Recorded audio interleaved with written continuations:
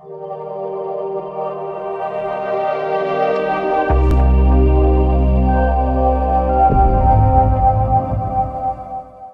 दोस्तों, welcome to discover Rajasthan channel. तो आज हम इंट्रोडक्शन ऑफ अकाउंटिंग का पार्ट 2 कवर करेंगे। तो चलिए शुरू करते हैं। तो लास्ट वीडियो में उन्होंने कुछ बेसिक अकाउंटिंग टर्म्स देखे थे, तो उसे कोई आगे कैरी करते हुए कुछ और अकाउंटिंग टर्म्स देखेंगे। अगर आपने वो वीडियो नहीं देखी है तो मैं सजेस्ट करूँगी पहले वो वीडियो देखें, ताकि उसमें मैंने कुछ अकाउंटिंग किसे बोलते हैं उसकी बेसिक चीज़ें भी कवर की हैं। तो चलिए शुरू करते हैं। फर्स्ट देखते हैं कैपिटल। कैपिटल क्या रहता है कि कोई भी ओनर है वो अपनी बिजनेस चालू करता है तो कुछ पैसे लगाता है उसमें स्टार्टिंग में। तो उस जो पैसे लगाता है या कोई भी एसेट्स उस बिजनेस में लेके आता है तो उसे कैपिटल बोला जाता है। Amount invested by the owner in the firm is known as capital. Owner के द्वारा उस फर्म में को जितने भी अमाउंट को इन्वेस्ट किया जाता है उसे कैपिटल बोला जाता है। It may be brought in the form of cash. ये कैश के फॉर्म में भी हो सकती है और एसेट्स के फॉर्म में भी हो सकते हैं। ठीक है। तो कैपिटल आपको समझा गया क्या होता है कि ओनर के द्वारा कोई भी बिजनेस चालू किया जाता है तो कुछ पैसे लेके आता है वो, तो उसे कैपिटल बोला जाता है। और कैपिटल कैपिटल बैलेंस शीट में अपने किस साइड शो करते हैं, ये अपने कैपिटल को लाइबिलिटी साइड में शो किया जाता है। अब आपके दिमाग में एक क्वेश्चन आ रहा होगा कि ओनर की तो शॉप है, उसकी फर्म है, तो वो उसकी लाइबिलिटी कहाँ से हुई। तो अपने आने वाली वीडियो में कुछ अकाउंटिंग के प्रिंसिपल और कंसेप्ट पढ़ेंगे। उसमें अपने एक कंसेप्ट पढ़ते हैं, सेपरेट एंटिटी कंसेप्ट, जिसमें ये माना जाता है कि कोई भी जो बिजनेस होता है उसमें ओनर की एंटिटी, ओनर अलग होता है और उसका बिजनेस की एक सेपरेट एंटिटी होती है। उसे ओनर और बिजनेस में उन दोनों को अलग अलग माना जाता है। इसलिए तो जो जब वो वो ओनर उसमें पैसे लगाता है तो वो एक टाइप से उस एंटिटी को या उस बिजनेस को उधार में वो पैसा दे रहा है, तो इसलिए उसको कैपिटल में लिखा जाता है, ताकि उसे आने वाले टाइम में उसकी इस कैपिटल को, उस दुकान को, उसे ओनर को वापस लौटाना है। जैसे इसमें सेपरेट एंटिटी कंसेप्ट में जैसे जैसे मान लो ए ने एक शॉप खोली एक्स वाई जेड के नाम से, तो इसमें एक्स वाई जेड एक अलग एंटिटी मानी जाएगी और ए जो है उसे एक अलग एंटिटी मानी जाती है। तो इसमें वो कैपिटल मान लो 1 लाख रुपए उस पर उसने 1 लाख रुपए लगा के इस दुकान को खोला है।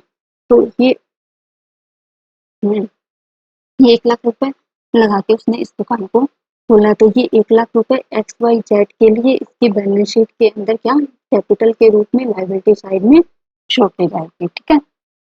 अब देखते हैं नेक्स्ट ड्राइंग। ड्राइंग क्या आता है, विड्रॉवल ऑफ मनी और goods by the owner from business की फॉर पर्सनल यूज। कि ओनर द्वारा पर्सनल यूज के लिए या फिर तो मनी बिजनेस से निकाले जाते हैं या फिर गुड्स बिजनेस से निकाले जाते हैं, तो उसे ड्राइंग बोला जाता है। तो ये ड्राइंग भी अपने बैलेंस शीट में लायबिलिटी साइड में कैपिटल में से लेस करके शो किया जाता है। जैसे मान लो 1 लाख कैपिटल है, उसने पूरे साल में 20,000 रुपए निकाले, तो ये कितने बचे, ये 80,000, ये 80,000 रुपए शो किया जाए। ठीक है। आगे देखते हैं डाइटर्स। डाइटर्स का क्या, जब भी अपने किसी को उधार सामान बेचते हैं तो वो सामने वाला बंदा अपने लिए क्या हो गया, डेटर्स हो गया, जिससे अपने आने वाले कुछ टाइम में अपने को पैसे वापस आने हैं, तो इसे अपने असेट साइड में शो किया जाता है। ठीक है। जैसे एग्जांपल से मैं आपको समझाती हूँ तो क्या होता है, जैसे ये ए है, ये बी है। ए ने 20,000 का सामान बी को उधार बेचा, तो ए क्या करेगा, ए के लिए बी क्या, बी के लिए बी ए के लिए क्या हुआ, डेटर्स, डेटर हुआ। ठीक है। और बी के लिए ए क्या हुआ, क्रेडिटर, क्योंकि इसको इसको पैसे देने हैं, इसको इससे पैसे लेने हैं। ठीक है। तो एक मैंने दोनों की बैलेंस शीट बना के दिखाती हूँ आपको। ठीक है। ये है बी की बैलेंस शीट में, ये लाइबिलिटी है, ये सर, ये है ए की बैलेंस शीट, इसमें ये लाइबिलिटी है, ये सर से। ठीक है। ए के लिए क्या है, डेटर्स, डेटर्स को क्या होते हैं, एसेट्स, तो ये डेटर्स को यहाँ दिखाया बी को। और बी के लिए क्या है, क्रेडिटर, ये क्रेडिटर को क्या दिखाएगा। तो एक ही एग्जांपल से आपके दोनों कंसेप्ट क्लियर हो गए, कौन क्रेडिटर होता है कौन डेटर्स होता है। क्रेडिटर वो होता है जिसको अपने को पैसे देने हैं आने वाले टाइम में, और डेटर्स क्या होता है, जिसको अपने से पैसे लेने हैं आने वाले टाइम में, ठीक है। और क्रेडिटर क्या होता है, क्रेडिटर लाइबिलिटी होती है, और डेटर्स क्या होता है, बिजनेस के लिए एसेट्स मानी जाती है, ठीक है। तो इसकी डेफिनेशन भी अपने पढ़ लेते हैं क्या है। डेटर्स आर द पर्सन और debtor are the person or the other entity who owe to an enterprises an amount for buying goods or service on credit. That total amount standing against such person or entity on closing date is shown on the balance sheet as a sundry debtors on asset side. जैसे मैंने बताया कि कोई भी business से उधार में माल खरीदता है या सर्विस लेता है, उसकी जो टोटल अमाउंट स्टैंडिंग जो आउटस्टैंडिंग अमाउंट होती है वो क्लोजिंग डेट को, जब की बैलेंस शीट तो क्लोजिंग डेट में बनती है 31 मार्च को, उस क्लोजिंग डेट पे कितने उसके पैसे उधार रहे हैं उसे एक डेटर्स के रूप में असेट साइड में शो किया जाता है। ऐसे ही क्रेडिट्स हैं, क्रेडिटर्स है, क्रेडिटर आर द पर्सन और other entity who have to pay has to have to pay paid by an enterprises an amount for providing the enterprise goods and services on creditor, जिसे अपनों ने goods और service credit में उधार में खरीदी है, जिसे आने वाले टाइम में अपने को पे करना है, तो आप जब अपने वो कहते हैं अकाउंटिंग पीरियड क्लोज होता है, अकाउंटिंग ईयर एंड होता है, उस टाइम पे अपने को सामने वाले पर्सन को कितने पैसे उधार में, कितने पैसे देने अभी बाकी है, उसे क्रेडिटर के रूप में लायबिलिटी साइड में शो किया जाता है, ठीक है। अब आज की वीडियो और जो अपने पार्ट 1 किया था उससे रिलेटेड कुछ क्वेश्चन है, प्रैक्टिस क्वेश्चन है, वो अपने देख लेते हैं क्या रहता है। Which is the last step of accounting as a process of information. जैसे अपने ने इसमें पूछा है कि अकाउंटिंग की जो प्रोसेस है उसमें लास्ट की जो स्टेप है वो क्या रहती है, तो decoding of data in the books, preparation of summarizing in terms of in form of financial statement, communication of information या analysis and interpretation of information। जैसे अपने लास्ट वीडियो में याद करो जब मैंने आपको मीनिंग ऑफ अकाउंटिंग समझाए थे, तो इसकी डेफिनेशन ही क्या थी कि अकाउंटिंग क्या है, एक आर्ट है जिसमें अपने फाइनेंशियल ट्रांजेक्शन को रिकॉर्ड करते हैं, तो ये फर्स्ट स्टेप हो गई, ये लास्ट नहीं हो सकती, ठीक है। और क्या करते हैं, क्लासीफाई करते हैं और समराइज करते हैं, ये थर्ड स्टेप हो गई। फिर अब आता है कि उसको क्या करते हैं, कम्युनिकेट करते हैं ताकि जो इंटरनल या एक्सटर्नल यूजर है उसको यूज कर सके, तो इसका ये इसका करेक्ट आंसर हो जाएगा। लास्ट स्टेप क्या होती है, ताकि कोई भी फाइनेंशियल डाटा एकदम तैयार हो गया, हाँ ठीक है 31 मार्च तक पूरा तैयार हो गया, तो उसको लास्ट में क्या किया जाता है, इंटरनल या एक्सटर्नल यूजर द्वारा उसको यूज किया जाता है, तो ये कम्युनिकेशन ऑफ इंफॉर्मेशन इसका राइट आंसर हो गया। हम देखते हैं विच quality characteristics of accounting information is reflected when accounting information is clearly presented। कि अपने ने कुछ विशेषताएं पढ़े थे अकाउंटिंग की, तो इसमें से कहते हैं कि ना कौन सी अकाउंटिंग की विशेषताएं इस चीज को रिफ्लेक्ट करती है कि ये क्लियरली प्रेजेंटेड है। अंडरस्टैंडेबिलिटी, रिलेवेंस, कंपेरेबिलिटी या रिलायबिलिटी। रिलेवेंस तो बिजनेस से रिलेटेड होना चाहिए, कंपेरेबिलिटी यानी कि अपने कोई भी दो चीजों को कंपेयर कर सके, या रिलायबिलिटी इंटरनल या एक्सटर्नल यूजर इस पर रिलाई कर सकते हो। तो क्लियरली रिप्रेजेंटेड है, इसके अकॉर्डिंग अंडरस्टैंडेबिलिटी इसका राइट आंसर रहेगा। देते हैं use of common of unit measurement and common format of reporting. Unit के मेजरमेंट में कॉमन फॉर्मेट पूछा है कि अपने कभी भी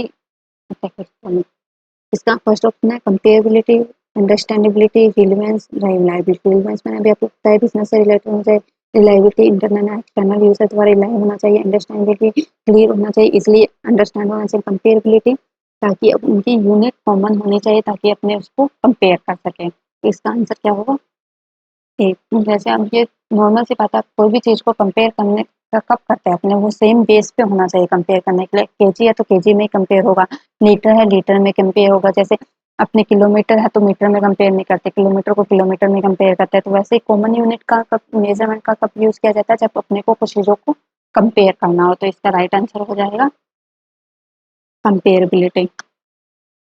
हम देखते हैं जनरली एक्सेप्टेड अकाउंटिंग प्रिंसिपल्स। देखो जनरली एक्सेप्टेड अकाउंटिंग प्रिंसिपल क्या है, ये कॉमन, ये इसमें क्या होता है, एक सेट ऑफ रूल्स होता है, प्रोसीजर होता है, गाइडलाइंस होता है। जिसको कंपनी अपने फाइनेंशियल स्टेटमेंट बनाने के लिए यूज़ करती है, ठीक है?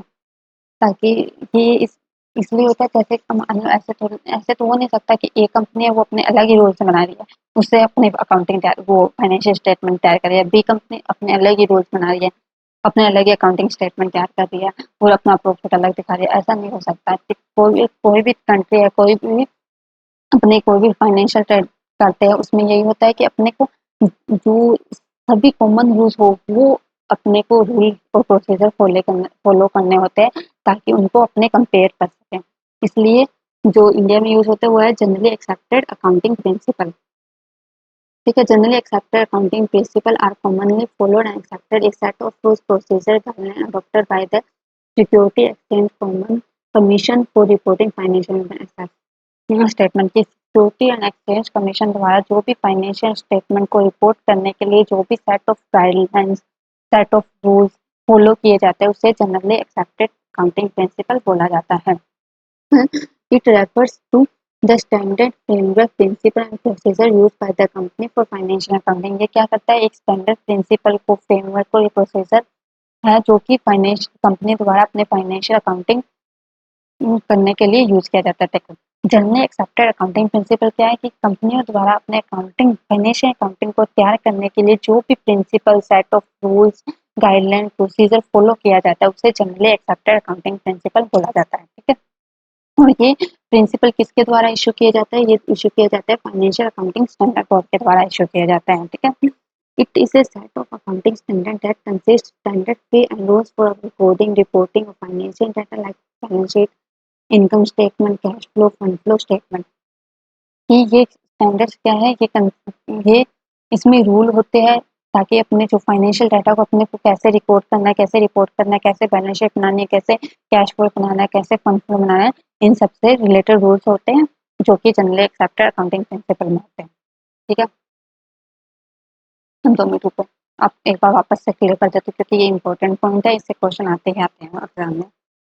जनरली एक्सेप्टेड अकाउंटिंग प्रिंसिपल क्या है, ये एक स्टैंडर्ड फ्रेमवर्क है, सेट ऑफ रूल है, प्रोसीजर है जो कि कंपनियों द्वारा अपने फाइनेंशियल अकाउंटिंग फाइनेंशियल स्टेटमेंट तैयार करने के लिए यूज किए जाते हैं। और ये प्रिंसिपल इशू किसके द्वारा किए जाते हैं, फाइनेंशियल अकाउंटिंग स्टैंडर्ड बोर्ड के द्वारा ये इशू किए जाते हैं। ठीक है, और ये प्रिंसिपल क्या किया जाता है, इसी प्रिंसिपल को टाइम टू टाइम अपडेट किया जाता है requirement of current financial situation के।